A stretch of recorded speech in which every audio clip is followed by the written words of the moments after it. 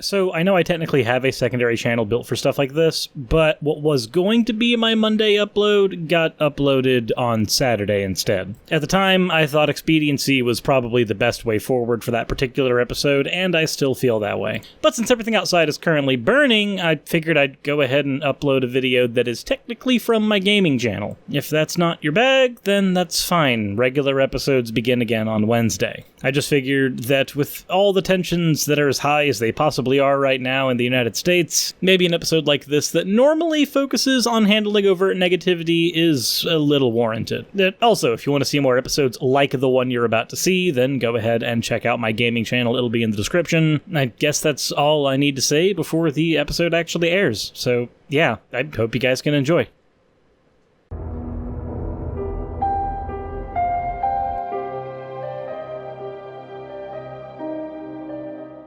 Oh boy, the Resident Evil 3 remake. I've been wanting to do something to officially kickstart this channel, since carryover videos and the older content on here doesn't exactly spark joy. And given the perception that I've seen from a lot of other YouTubers on the Resi 3 remake, it apparently doesn't spark joy with a lot of other people either. So, do I think it's a good game? Bad game? Do I think it remade the original well?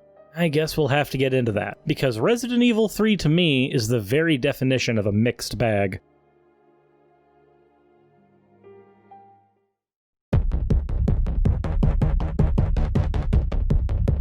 What's up guys, this is Suris, and welcome to my channel. Given the low subscriber count, I'll assume you're new. If that's the case, hi, how's it going? Why not hang your Mr. X-sized trench coat on the subscribe button and stay a while? And let's sit down and have a chat. A chat about a game that released earlier this month that I have some very mixed emotions towards. Let's start out with a little backstory for what this game meant to me, and then we'll get into the things that it changed, the bad, the good, and then my conclusions. I want you to imagine a world where the internet isn't as prominent as it is now, where YouTube doesn't have every single video known to man within its repertoire. You're a kid who has just been introduced to the Resident Evil series through your friend on his GameCube. Your first experiences with the franchise are with the Resident Evil 1 remake with its hyper-realistic visuals for the time. This game is terrifying to you as a kid, but it's also really intriguing. To me, Resident Evil was one of the first adult games I ever got a chance to play. And not adult in the tongue-in-cheek, haha, this is meant for adults, but we're totally piloting it towards kids way. I grew up with Conker's Bad Fur Day as well, after all. No, Resident Evil was the first game that I actually got to play that was very mature about its source matter and also not aimed at me, a kid. My friend wanted to do a little experiment with me, handed me his GameCube controller and said, go ahead and try to walk around. This is when I got my first experience with tank controls. I was a kid who grew up with the silky smooth controls of Mario 64 and Banjo-Kazooie. These clunky excuses for movement were not something I was prepared for. It didn't help that unlike games like Mario 64 and Banjo-Kazooie, Resident Evil didn't equip you at all for what lied ahead. I met my first zombie, promptly died, and swore myself off of the game for years. And by years, I of course mean I asked my mom to get me Resident Evil Code Veronica because I wanted to play a Resident Evil game and this one looked at least a little more cartoony and easier for me to manage, which turned out to be accurate. After playing Code Veronica, I went to play Resident Evil 0. This was another game that my friend had owned, and honestly, it didn't do atmosphere anywhere near as well as the original remake. This had the pleasant side effect of making it much easier for me, as a scared kid, to manage. I then went on to play Resident Evil 2, which I had previously seen my friend play on his N64 when the GameCube version of that came out. I absolutely fell in love with RE2. So when Resident Evil 4 was announced and I knew that Leon was going to be on the front cover, I was very excited. But I skipped a game, you say, and that's true. You see, there are two major installments in this series I hadn't played yet. The original edition of 1, of course, and then 3. The only thing I knew about 3 is that you got to play as Jill again, and there was apparently a tyrant named Nemesis in it. This game always intrigued me. It sat on the back burner as something that I'd love to play one day, but my local game store never had a copy of it. Hell, when the Resident Evil 2 remake came out, I got the last copy my local game shop had. Speaking of game shops, there was a shop I used to frequent a lot called Homefield, and that shop used to have lock-ins. This is where all the local kids in the neighborhood would sit inside the game shop from 7 p.m. to 7 a.m. p.m., giving all of our parents a wonderful night of sleep while we got hopped up on soda and pizza. There were card and video game tournaments the entire time, and the ability to play whatever game system you wanted. During this time, a friend of mine, Shane, brought his copy of Resident Evil 3 he had just purchased. I was there at the time with my friend Tony, and both of us were incredibly excited to give this game a try. Like I said, we knew sprinklings of what Resident Evil 3 was, and I had seen scattered cutscenes from this game thanks to various fan websites using them for music videos. Maybe a little cringy nowadays, but when you haven't had a chance to play a game, sometimes you consume all the media related to it that you can. Shane fired up his copy of Resident Evil 3 and was instantly turned off by the tank controls. He had started on Resident Evil 4, and 3 was a bit of a culture shock to him. Tony and I, on the other hand, didn't have such issues. We had played the originals. This was something we understood. We agreed that Tony would play through 3 while I did another playthrough of 4 on an adjacent TV, and now I have all but the fuzziest recollections of Tony doing the puzzles in the park while trying to dodge hunters and zombies in Raccoon City. Fast forward a couple years, I still couldn't find a copy of 3 at any local game shop. Maybe I was just really unlucky, but eventually I stumbled across a copy of the game for the PC. Now the PC port of Resident Evil 3, it's a bit botched, but it was my first experience playing through the game from front to back. But unlike RE0, 1, 2, and even Code Veronica, I never went back and revisited this game. Sure, I had some really fond memories of it, but I never properly went through and reevaluated my opinion on that game. Suffice to say, this left me with a lot of nostalgia. Fast forward to last year, the Resident Evil 2 remake comes out, and it is an absolute bombshell. It ends up streamlining a lot of things that the original 2 did poorly, but it also ended up cutting some things out that made the original shine. For instance, the alligator boss fight got turned into a simple series of QuickTime events. Its boss fights were a mixed bag of serviceable and just plain old clunky. Everything else in the game was absolutely superb though, from the graphics to the sometimes awkward adaptive lighting engine to the new star of the show, Mr. X, a character who a lot of people didn't even remember being in the original and thought was a new addition to the game. I was a Resident Evil fanatic growing up, so I knew about Mr. X from the B scenarios of Resident Evil 2, and I also own the novel of Resident Evil 2 still to this day. Mr. X features pretty prominently in the novel, but he's almost an afterthought in the game, something that's just thrown into the B scenario to spice things up a smidge. This is not the treatment he was given in the Resi 2 remake. He was turned into a stalker that would constantly trounce around the RPD, and you never quite knew if he was right outside the door, or if he was legitimately walking around a floor above you and you were pretty safe. And God forbid you tried to fire your weapon once while defending yourself. He would hear it and rush at you from wherever he happened to be in the Raccoon City Police Department. This turned the Mr. X from the original, from scripted spice added in to make the scenario be a little more palatable, to a fundamental game mechanic that changed the way you navigated the Raccoon City Police Department. He also seemed to emulate something that many fans had grown accustomed to in Resident Evil 3, the way the Nemesis would stalk you. Now, for those who don't know, the original Resident Evil games had every area locked behind a different loading zone. This meant a game tracking where a zombie was outside of the area you were currently occupying was basically impossible. The original PlayStation didn't exactly have the power to do that without rendering those other areas as well. This meant that Nemesis's encounters with you were more or less scripted or random, depending on which stage of the game you were at. Seeing Mr. X act in a way that we wished the technology was available to make Nemesis act in the original version of Resident Evil 3, this was an absolute treat, and it meant that if we were to get a Resident Evil 3 remake, I couldn't wait to see what they would do with Nemesis. In the original 3, he was already a stronger, faster Mr. X that was able to wield weaponry. In the remake, he should be all of that and constantly be stalking you through the streets of Raccoon City, making even the most benign tasks of walking from one store to another a terrifying exercise in anxiety management. This ultimately brings us to what were our expectations for the Resident Evil 3 remake? What did I personally want to see out of it, and what did it seem many of the fans wanted to see out of a remake of the original?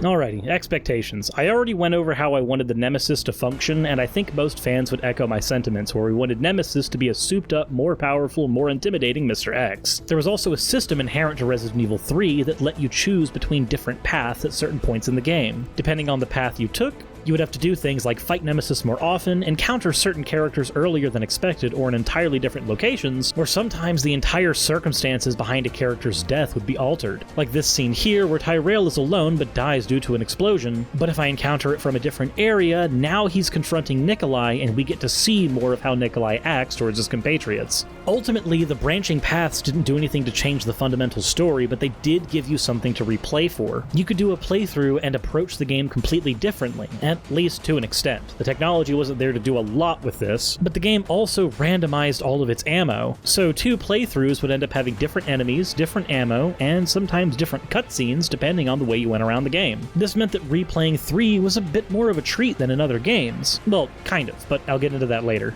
A lot of fans expected this diverging system to be in the game, and this also meant they expected the game to have more than one ending. The original had 3, for instance. Resident Evil 3 also kept itself mostly to back alleys behind stores and shops. We didn't get a whole lot of time to explore Raccoon City in any open and proper sense. This means that a lot of people expected a more open environment so that we could really immerse ourselves in the lives of the people who lived in Raccoon City before it went the explodey way. Also, with Nemesis being a more souped-up Mr. X, I personally expected there to be a laundry list of rewards for actually trying to tangle with him, since in the original, you could get everything from handgun upgrades to full-on new weapons just from choosing to fight instead of run away from Nemesis, letting players decide to sacrifice some health and ammo in order to gain an advantage later in the game by getting various upgrades by fighting their fears instead of running from them. Basically, we expected a souped-up better version of 3 that did everything it did well and enhanced certain aspects of the original in ways that we couldn't really do back in the day, giving us a better Nemesis, giving us more impactful choices throughout the story.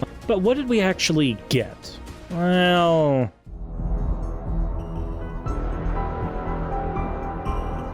let's start with the first major change. Nemesis is even more scripted in this version of the game than he was in the original. While this makes for some absolutely breathtaking scenes and heart-pounding action, it's only heart-pounding the first time through. Once you realize that Nemesis will appear at these scripted locations, the tension in the atmosphere that's normally present when he's around completely vanishes. Unlike Mr. X, who evolves with you as you learn his patterns and learn how to abuse his AI, who transforms from an unmanageable aspect of horror that you have to try to dodge around the Raccoon City Police Department into another piece in the ever-moving cog of Resident Evil 2 that you have to put together in order to min-max the game on second run-throughs. Nemesis in this version feels very stripped down. I mean, sure, encounters with him will yield loot, but it's less loot than was in the original. In the original, we got parts to assemble a handgun, a whole new weapons, even a box to hold multiple first aid sprays only using a single item slot. In this version, we only get a couple of handgun parts and some shotgun shells and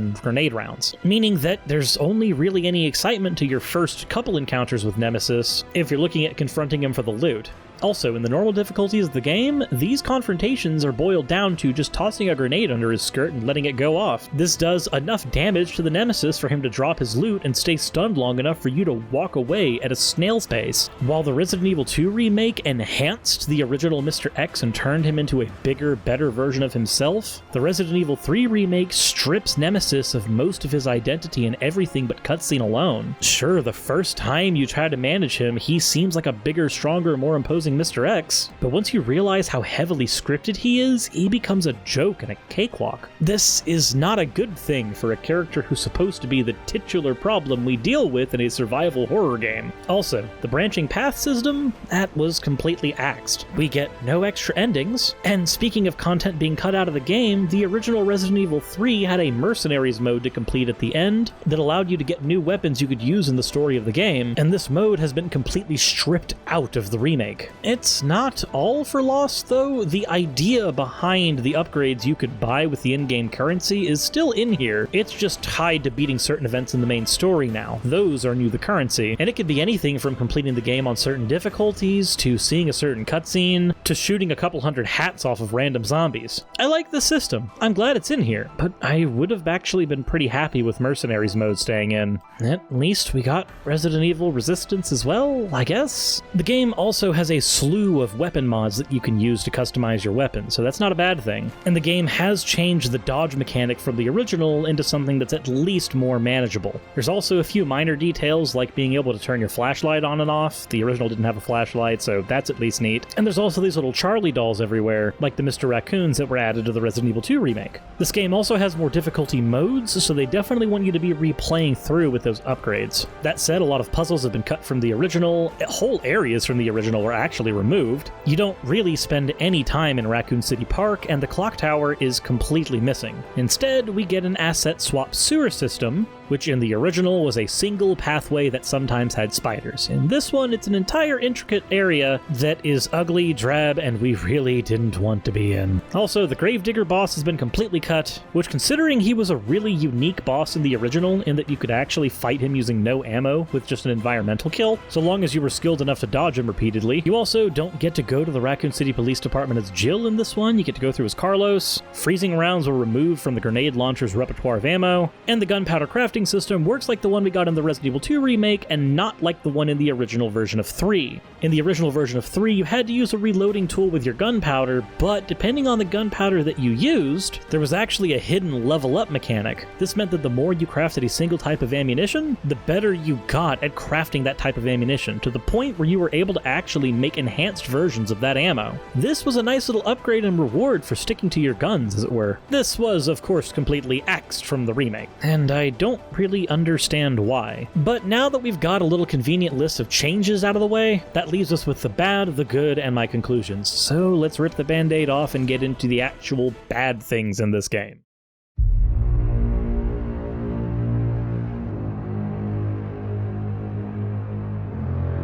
So the first thing you'll notice is that this game is a bit of a downgrade visually from Resident Evil 2. For one, gone is the adaptive lighting engine from the Resident Evil 2 remake, leaving us with a more standard cinematic lighting engine that you would expect from other run-of-the-mill games of this era. It does make the game run a little smoother on lower-end systems, but I still really liked that engine. Nemesis in this game, who should have been an incredibly prominent figure, is prominent in story alone and not so much in game mechanic. In the Resident Evil 2 remake, Mr. X became a layered game mechanic that you had to constantly be adjusting for during a playthrough. Nemesis doesn't act that way. He's a scripted boss that's meant to be there to scare you every once in a while, and while these cutscenes are breathtaking and awesome and heart-pounding the first time around, they honestly start to feel really run-of-the-mill and tacked on the more times you play through. Also, you'll notice that the character models in this game do a lot of really strange things. Maybe it's just my graphics card, but Jill's eyebrows seem to disappear into her head depending on the lighting, and the zombies themselves are all asset swaps from Resident Evil 2's remake. In fact, most of this game's environments are asset swaps from Resident Evil 2's remake. Most of the architecture in here can be easily identified from the RE2 make, and after a while that makes it feel like this game doesn't have much of its own identity. I know that development of this game was happening alongside RE2, and that's why we were able to get it out so fast right after the RE2 remake, but honestly, I feel like the fact that the clock tower was cut was due to them not wanting to design assets for it, and I feel like the reason we got a sewer system instead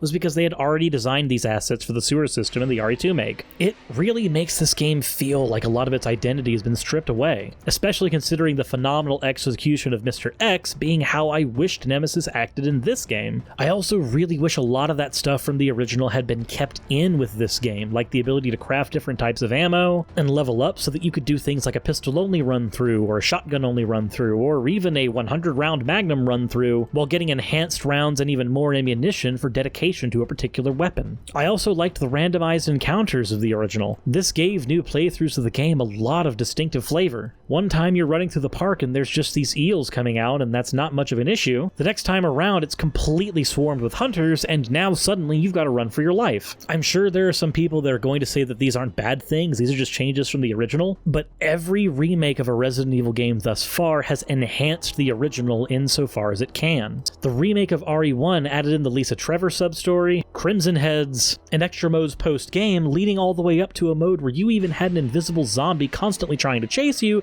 that would explode if you killed it. Just interesting stuff added to the original. The RE2 remake did much the same. I know it was via DLC, but we got the Ghost Survivors modes. The game expanded the Umbrella Laboratory at the end of the game into a much longer and much more fulfilling area. It added in windows that you can board up that can prevent zombies from entering in, but you only have a limited number of boards. This meant you had to strategically board up the windows that you knew you were going to be crossing more times than not, and I can't stop singing the praises for how they handled Mr. X. They even did things like stripping Mr. X away from the latter half of the game in Claire's campaign alone, so that that campaign can focus more on the Birkin family, while Leon's can focus more on the espionage and nightmare. These are all brilliant changes and brilliant additions, and the Resident Evil 3 remake just feels like it stripped things away instead of focusing on enhancing the original. The only enhancements we really got were visual. But speaking of that RE2 remake, you'll notice that the zombie models in this game are a bit of a downgrade from the RE2 remake zombie models. On top of that, they're a lot less threatening in this game. The RE2 zombies were bullet sponges. Zombies that in many situations it was easier to just blow off a kneecap and run, instead of fighting an endless horde on your own. RE3 gives us more zombies, but it removes the ability to knock out the kneecaps anywhere near as easily, and also lowers their health so much that it ultimately ends up being a game of just trying to kill as many zombies as possible in a run-through, instead of having to strategically choose which zombies you could afford to let live. This means that every run-through of Resident Evil 3 will end up looking largely the same. This isn't helped by the fact that RE3 is a much more linear game than its predecessor. This was the case with the original too, but I think that replayability not being anywhere near as present in this game is going to be a bit problematic. Speaking of things stripped away, in the hardcore version of Resident Evil 2, you got ink ribbons and essentially a classic survival horror experience. In this game, the increased difficulties just mean that zombies hit harder, are more bullet spongy, and you get less ammo. As opposed to the game mechanically changing anything different when you go to the higher difficulties, all that changes is the numbers. And I have a theory that these numbers are meant to scale up with the extra items you get when you have the ability to buy from your New Game Plus Horde. And that's cool and all, but this means that the replayability in this game feels more like playing a new character in Diablo, where I'm increasing difficulties just to give myself more numbers to deal with. And that's not inherently a bad thing, but it's disappointing for a survival horror game. The worst thing about this remake to me is that it wears Resident Evil 3's skin, but it has almost none of its character. Whereas the Resident Evil 2 remake proudly did everything the original did and enhanced it, same with the RE1 remake, almost acting as replacements for the originals, the RE3 remake feels like a wholly different game from the original, with a completely different set of ideas. The only things they have in common are the atmosphere being mostly linear and the main characters, and that feels like a really weird thing for a remake to do. We also spend a lot less time in Raccoon City in this version than we do in the original. This is mainly due to the fact that we've cut out the clock tower in the park, leaving room for an extended hospital visit, which I don't mind, and an extended Suris stay, which I do mind. It's also just not that scary of a game.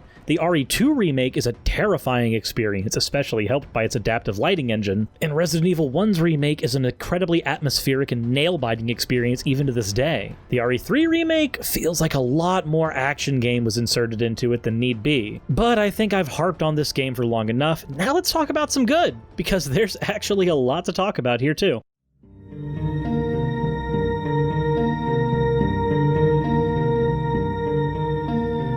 Alright, the first thing that I have to talk about in this section is definitely the presentation. I know that I said losing the adaptive light engine sucked, but man, does this game have some character, and character is definitely one of the defining features that we need to talk about, both in the game itself and in what it did to flesh out its characters from the original. In the original, every character except maybe Carlos and Jill were very one-dimensional. You remembered them in name only, but they really didn't matter much in the grand scheme of things. This remake, though, takes every character and gives them multiple layers to their personality, and not just in cutscenes, also in subtext. In the beginning of the game, we get to walk around Jill's apartment in first-person mode and get an idea for what her life is like. It's here that we find that life after the Arklay Mountain incident of RE1 was not that grand, filled with a lot of alcohol, takeout, and you can even look around at the different books that she's been reading, figuring out that she actually likes mystery novels, thrillers, and she's even gotten into some science. A lot of this likely brought on from the Arklay Mountain incident. This becomes important later when we find out that we have to make our own vaccines, and Jill knows how to do it very easily. These are combined with antigens to increase immune system response. We get the hints that she knows what she's talking about from the very beginning of the game, and this is good. Speaking of that, the next character we get is Brad Vickers. In the original, Brad shows up for just a little bit and then gets himself killed after the bar incident by Nemesis. In this one, we get to get a phone call from him, we get to walk around the city with him, and we even get to have a really small character redemption arc for him when he saves us in the same bar that he originally got bit in the first one. This expands on his character a lot, and it makes him out to be a little less than the chicken heart we remember from the first game. This leads us into the UBCS core, and holy shit, these guys have been expanded well. In the original, Carlos was a little fleshed out, but not so much so that I would call him an endearing character. In this one, though, I think he's become my favorite character of this game. He's got some of the best one-liners. Hey! Fuckface! But it's no zombie. It knows what it wants and won't stop till it gets it. Don't you like that in a man? I'm not gonna die on you, leave you in a cold, cruel, Carlosless world. Okay. And we can see from the expression on his face the times when he genuinely starts to question his allegiance to Umbrella. In the first game, he's very quick to say that he's just a hired gun as an apologetic to Jill in order to gain her favor. In this game, he begins genuinely on the side of Umbrella because he simply doesn't understand what they've been up to, and has genuine moments of care and frustration as the game goes on. We're also given a lot more scenes of camaraderie between him and Jill, which make their platonic relationship a whole lot more believable and much more enjoyable for the viewer. They start out this game taking cheap jabs at one another, and finally get to the point in the end of the game where they'll actually be at each other's backs, risking each other's lives. This growth feels very organic. Speaking of organic, we get to see Mikhail as a lot more than just a soldier who kills himself because he feels he has to. This version of Mikhail gives orders instead of just laying down after getting bit. He has his own bits of clever banter with us in the game. Carlos, you didn't even think to ask fine young lady her name? Her name is something Valentine. My team was sent here to rescue civilians. Right. How's that going for you? Most of the 100,000 civilians will wind up dead. Correction, undead. And he even starts to slowly put together what Nikolai's plot is during the course of the story. Speaking of Nikolai, he starts to act more like an unadulterated asshole than in the original. The thing is, though, it seems like he eats up every single second he's on screen, and it makes him both endearing and absolutely detestable. Oh, what do we have here? Nikolai, don't! The city needs that vaccine! More than I do. So let's make a deal. You go down there, battle the Nemesis, and I'll record it all and sell the combat data. Put on a good show, and maybe I don't need the vaccine. Please stop re-releasing me, Capcom. I'm on everything and I just want to die. No. You bring money. I like money. We shall make ours an ongoing arrangement. But it really does make him a good villain. In the original, we get to see Nikolai every once in a while and kind of put together that he's not on our side, up until he gets his comeuppance when Nemesis strangles him from the ceiling. In this version of the game, we see him kill his own compatriots, we get to see through the little mannerisms on his face when he's about to do something horrible, and we get more scenes between him and Jill where we get to see his, albeit shallow, motivations play out in real time. In the original, encounters with Nikolai always felt random. In this one, encounters with him feel more predestined, and I really like that. The character that has been given the most love in this game, though, has to be Tyrell, though. In the original, he gets 2 cutscenes depending on which area of the hospital you go to first. In both, he gets a couple lines of dialogue before dying, and not much else. In this, we get to see a guy who is truly dedicated to his work, understands the reality that what he's doing is not the greatest of things, and just when it seems like we might not like him because he's a little too far into Umbrella's pocket, we get to see that he's actually a really good character, a really good person, and that he's more than willing to risk his life for his teammates and people he just wants to protect, seeing as he risks himself zipping from one end of Raccoon City to the other to get to the hospital just to be around Carlos when he needs it, and plays his part in defending you from Nemesis and watching over your body while you recover while getting a vaccine during the story. Like, this is the kind of friend that I want with me during a zombie apocalypse. The dude just has a good heart. But his heart isn't so good that he's not going to get dirty and get business done when absolutely necessary. None of these traits are things that the original managed to make me feel for this character. I didn't feel compelled to fight Nikolai in the original, but in this one I genuinely wanted to see his head blown off. I didn't care for Carlos, but in this game I honestly love every minute he's on screen. The only reason I cared about Jill in the original was because I cared about Jill from the first game. But in this one she gets so many scenes where we get to see little mannerisms and tiny details about her character that just make her infinitely more endearing. Many times she even voices exactly what the player is likely thinking at certain points, like in the beginning of the game when she begrudgingly accepts that she's going to have to help the UBCS, and near the end when she lets out her frustrations against the Nemesis. Look, just so you know, this is the last fucking time. All of this is good stuff. This is the stuff that makes me love this character, and none of it's the stuff we got to see in the original version of 3. These are all good. These are great improvements. Speaking of improvements, I know that I harped on the replayability of the game, but I'm actually really happy that we got multiple difficulties. Like Diablo, we get a crap ton of difficulties leading all the way up to Inferno, meaning that if the game didn't give you the challenge you wanted the first time around, it most certainly can in later stages. While I would have liked some more survival horror aspects like ink ribbons to return, this has incentivized me to use the extra unlockable toys that I've gotten from earning in-game currency in extra playthroughs. Speaking of that, this game seriously makes you feel empowered your second time through. If on your second playthrough you get yourself a couple of hit pouches and get yourself your lockpick and your bolt cutters early, it is an absolute joy to just breeze through Raccoon City collecting all of your ammo and then taking any frustrations you might have had on your first playthrough out on the hapless citizens of Raccoon City. I mean, let's be honest, it's not the worst thing that's happened to them. Also, as far as just being a good game,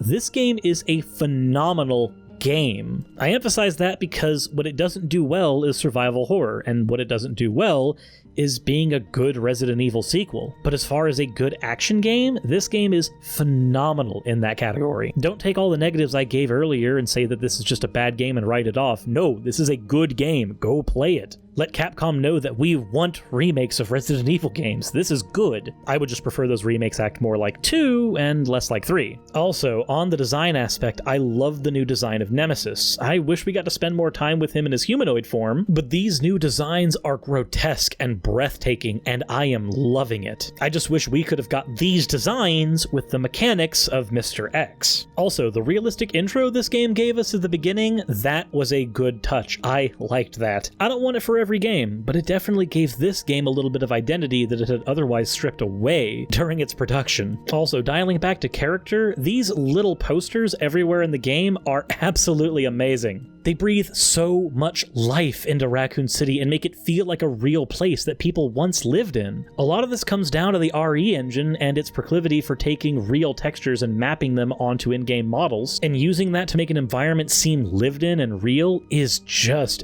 great. I especially love the multiple nods to Mega Man as a crappy superhero. This old design has some history with Nintendo buffs.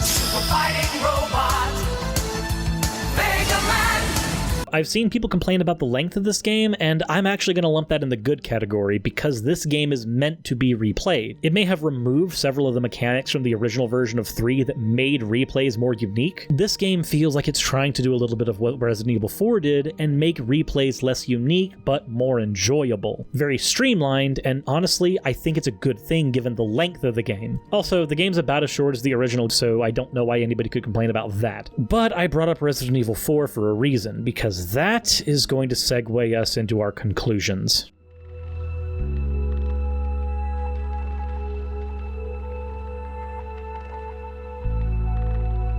Alright, it's been a wild ride, and I know that this video has been incredibly long, but bear with me for a little bit. We've got this one section, and then we'll be done, I swear. I know I said it in the good section, but I'll say it again. This is a phenomenal game. I don't think it's a good remake. I don't think it's a good Resident Evil game on its own, but as a good game, Yeah, this is a game that I would recommend to anybody right now. Would I recommend it as their first RE game? No, I would have to bounce between either 4, the remake of 1, or 2 before I'd recommend this as somebody's first Resident Evil experience. But this game actually does something really unique that I didn't expect. Do you remember how I talked about my experience with the original version of 3 being really blurry and me having nostalgia for it, but it being so long ago? Well, my first time through the 3 remake, I had a lot of complaints. A lot of things that I missed from the original version of 3. But then I went through and played the original version of 3 again while getting footage for this video. And I started to find that the original is actually a pretty frustrating experience for me. The branching paths being something that's cool in concept that didn't really add much to the game on the whole, and the randomized enemies being something that was neat and actually got me out of a jam once. Note this point in the park where I got killed by hunters repeatedly. One time it turned out to be dogs. And seeing as I had to do this entire area with a knife, they were much more manageable. But aside from that, this game originally was a mixed bag. This means that there was only so much they could have done with the remake when they already had a mixed bag to begin with. To me, the original version of 3 was always an okay game, but never a phenomenal one. While the original version of 1 is a great game, and the original version of 2 was a masterpiece for its time, the original version of 3 in many ways felt like a step back. And while yeah, there are aspects of the original that I wish were kept in this one, a lot of the complaints I had on my initial playthrough were things that didn't amount to much for the original game. So upon playing the remake again, I started to notice something a little different. Without the rose-tinted glasses from the original and an actual, more modernized perspective on it, the 3 remake became something different for me. If you look at the remake trilogy right now, RE1 make, RE2 make, and RE3 make, and then look at the original version of Resident Evil 4, which may or may not get a remake, I don't know, I noticed something kind of magical.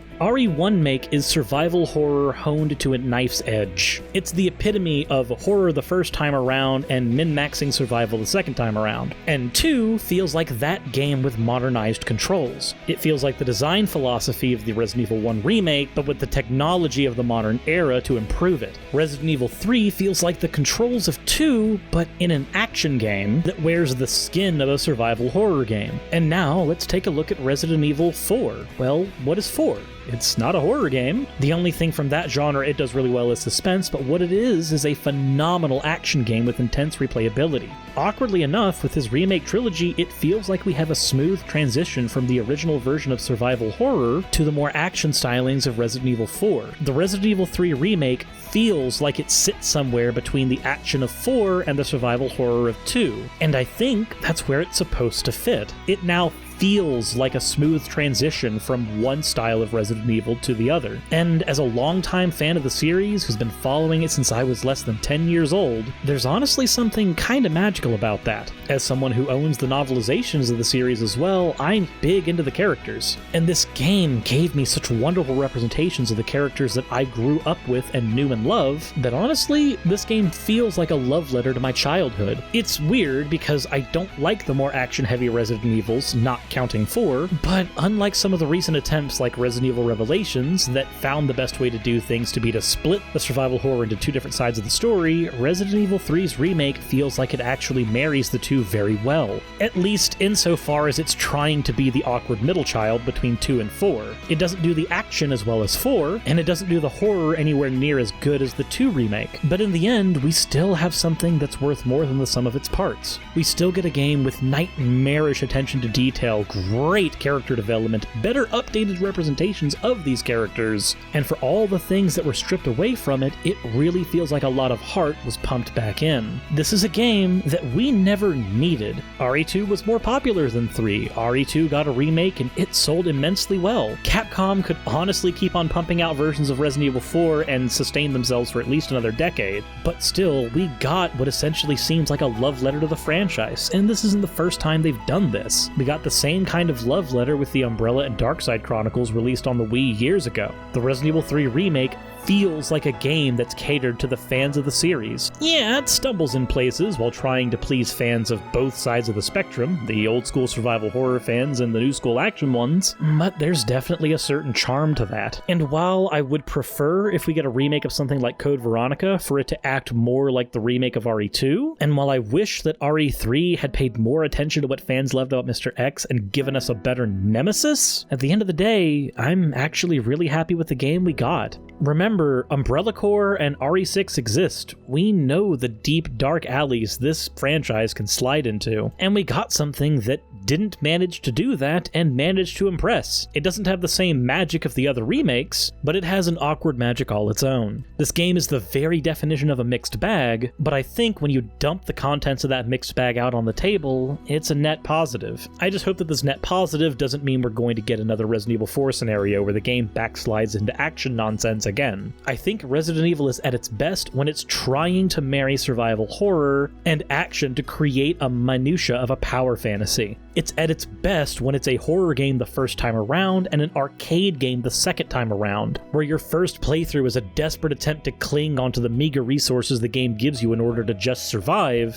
and your second playthrough is an exercise in min-maxing those meager resources to come out a badass on the other side. The first time you played RE4, you didn't knock enemies down and knife them into oblivion. You wasted a lot of unnecessary ammo. Second and third times around, you can end up acting more like a machine. First time around RE2, I doubt you double-tapped every zombie and got yourself hit a lot and wasted a bunch of healing items. You also probably took a lot of unnecessary damage from Mr. X. The second time through, I bet you understood that you can always run faster than Mr. X no matter how fast he goes, meaning that if you know your way around the environment, he can never hurt you. You know that it's more likely to blow off a kneecap than a head, and thus you can save 2 or 3 shots on every zombie, and those add up. In the RE1 remake, I bet you used a lot of pistol rounds downing zombies to save your big weapons for the later enemies, but on subsequent playthroughs, I bet you realized that it was better to use your shotgun close up so that you used less ammo overall and didn't have to use fuel canteen rounds. And with the RE3 remake, I bet the first time you encountered Nemesis or multiple zombies, you tried to dodge, duck, and weave, but the second times around, I bet you used your grenades and other items in order to stun and clear paths for yourself, meaning that subsequent playthroughs looked a lot more mechanical and a lot less sporadic. This is the mark of a good Resident Evil game, when the game is terrifying the first time through, and mechanical execution for arcade high scores the second and third times. And does the Resident Evil 3 remake do that well? Yes. It's not the enhanced version of the original that I wanted in a remake. It's not a great Resident Evil game on its own, but given what it's trying to be, a good spot to be sandwiched between 2 and 4, and given what it does, I'd say this game has earned its place on my shelf. It's good. If you've been on the fence about buying it, go ahead and pick it up. It won't sate that survival horror appetite you've been trying to chomp on since the RE2 remake, and it may leave you a little empty the first time you beat it. But trust me, by the time you fire up that second playthrough, things will start to click into place. I'm not going to give this game anything like a score. I think that's honestly been done to death by other official outlets. I'm just going to say this game is definitely worth your time. And hopefully by the end of this, you felt that my video was worth your time as well. If you did, why not consider hitting the like button and subscribing? I've got a Patreon down below. If you've got a friend who's a Resident Evil fan who's been on the fence or just wants another video on the topic, why not send my video their way? I know that I'd really appreciate it. And hopefully you'll join me for my next video. And if you do, grab a snack, grab a controller, turn the lights down low, and let's have a blast.